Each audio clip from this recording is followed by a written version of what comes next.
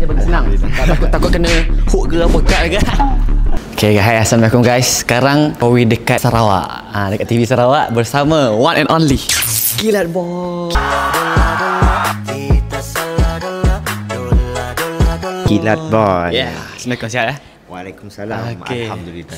Bahkan ni first time jumpa Kilat Boy. Boleh tak nak tahu macam mana boleh terdetik permulaan masuk Islam tu? Boleh tak?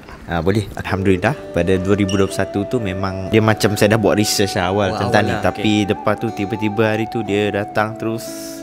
Terus macam nak masuk Islam. Next day tu terus pergi. Tak ada tanda-tanda ke macam buka Al-Quran ke nampak masuk? Tak ada. Saya memang terus next day tu terus pergi. Itu nama dia hidayah dari Allah SWT. Allah pilih Kilat Boy, Masya Allah. Okay, sebab itulah kita kena tebuk dia. Boleh. A'udzu billahi minasy syaithanir rajim. Bismillahirrahmanirrahim.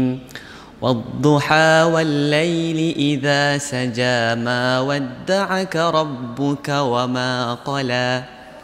Walal akhiratu khairul laka minal ula wala sawfa yu'tika rabbuka fatarda. Alam yajidka yatiman fa'awa wa wajadaka dhalan fahada wa wajadaka ailan fa'agna fa'ammal yatima fala taqhar wa amma sa'ila fala tanhar wa amma bi ni'mati rabbika fahaddits. Masya Allah, power. Thank you so much.